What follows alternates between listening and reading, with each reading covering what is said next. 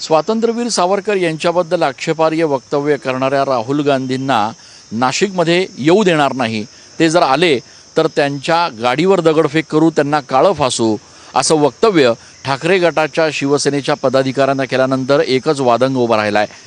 या सगळ्यामध्ये आता संभाजी ब्रिगेडनं देखील उडी घेतली आहे। राहुल गांधी नाशिकमध्ये आल्यानंतर आम्ही त्यांना सुरक्षा पुरवू असा दावा संभाजी ब्रिगेडनं केला। आपल्यासोबत संभाजी ब्रिगेडचे जिल्हाध्यक्ष संतोष गायधनी आहेत। संतोषजी, काय नेमकी तुमची भूमिका असणार आहे राहुल गांधींच्या संदर्भात? मुळात काल सावरकरांच्या जयंतीनिमित्त काही कार्यक्रम होत असताना उबाटा शिवसेना गटाच्या एका कार्यकर्त्यानं माफीवीर प्रकरणी राहुल गांधींना जे समन्स बजावलं आहे नाशिक कोर्टानं, ते आल्यानंतर आम्ही त्यांना काळं फासू, त्यांच्या ताफ्यावरती दगडफेक करू असं निषेधार्ह वक्तव्य केलं। त्याचा सर्वप्रथम आम्ही निषेध करतो। खरं तर मूळ मुद्दा असा आहे, सावरकरांनी माफी मागितली होती का? तर हो, सावरकरांनी माफी मागितली होती। तब्बल 15 वेळा सावरकरांनी माफी मागितली होती। वैयक्तिक 6 वेळा त्यांनी स्वतः माफी मागितली, 3 वेळा त्यांच्या बायकोनी सावरकरांसाठी माफी मागितली, 3 वेळा त्यांच्या वहिनीने माफी मागितली आणि 3 वेळा त्यांच्या भावाने सावरकरांसाठी माफी मागितली। अशी तब्बल 15 वेळा सावरकरांनी माफी मागितली। आणि ज्यांना जग महात्मा म्हणतं, त्या महात्मा गांधींच्या हत्येप्रकरणीही आरोपीच्या पिंजऱ्यात सावरकर उभे होते।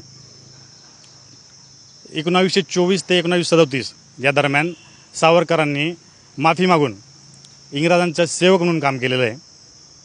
म्हणजे जे इंग्रज भारताला स्वातंत्र्य देत नव्हते, त्या भारताविरोधी कारवाईमध्ये सावरकर सहभागी होते।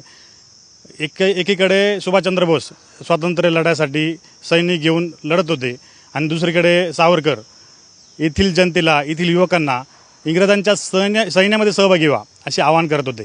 खरं तर इंग्रजांचे पेन्शन घेणारे, गांधींच्या हत्येमध्ये सहभागी असणारे किंवा त्यांच्या हत्येप्रकरणी आरोपीच्या पिंजऱ्यात उभे असणारे, 15 वेळा माफी मागणारे आणि इंग्रज धार्जिणे सावरकर स्वातंत्र्यवीर असू शकतात का? आम्ही राहुल गांधी यांच्या भूमिकेचं समर्थन करतो आणि राहुल गांधी यांच्या पाठीशी ठामपणे उभं राहून त्यांना संरक्षण देऊ, त्यांच्या खांद्याला खांदा लावून उभं राहू आणि राहुल गांधींच्या सोबत आम्ही ठामपणे उभं राहू। मित्रपक्ष असताना देखील उबाटाच्या नेत्यांना अशा पद्धतीनं भूमिका घेणं कसं बघता याच्याकडे?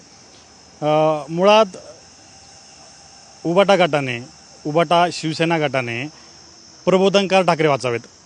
त्यांनी जाहीर करावं की त्यांना सावरकरांचं हिंदुत्व मान्य आहे, की त्यांना प्रबोधनकार ठाकरेंचं हिंदुत्व मान्य आहे। सावरकरांचं हिंदुत्व हिंदू मुसलमान देश पसरवतं आणि प्रबोधनकार ठाकरेंचं हिंदुत्व हे शिवराय तुकोबांचं हिंदुत्व सांगतं, जे समतामूलक आहे, समता, स्वातंत्र्य, बंधुता, न्याय पसरवतं। असं प्रबोधनकार ठाकरेंचं हिंदुत्व त्यांनी वाचावं आणि आमचं त्यांना आव्हान आहे की ज्या कार्यकर्त्यांनी ही भूमिका काल जाहीर केली त्यांना आमचं आव्हान आहे की त्यांनी समोर यावं, आमच्याशी चर्चा करावी, त्यांच्या शंकांचं निरसन आम्ही करू आणि त्यांनी जर मुद्द्याने उत्तर दिलं तर आम्ही त्यांच्या शंकांचं जरूर निरसन करू। तर त्यांनी गुद्द्याची भाषा केली तर त्यांना संभाजी ब्रिगेड स्टाईलने आम्ही त्यांना उत्तर देऊ। नेमकं कसं उत्तर देणार? कारण त्यांनी म्हटलंय की दगडफेक करू, काळं फासू, तुमच्याकडनं सुरक्षा नेमकी कशी पुरवली जाणार? मुळात राहुल गांधी हे विरोधी पक्ष नेते आहेत, त्यांना Z+ सुरक्षा व्यवस्था आहे। त्यामुळं काल सावरकरांच्या जयंतीदिनी फक्त हा प्रसिद्धीसाठी केलेला स्टंट होता। कारण यापूर्वीही राहुल गांधी, म्हणजे हे वक्तव्य केल्यानंतर राहुल गांधी भारत जोडो यात्रेदरम्यान नाशिकला येऊन गेलेत, तेव्हा या कार्यकर्त्यांनी काय केलं? त्यांनी काळं फासलं का? त्यांनी दगडफेक केली का?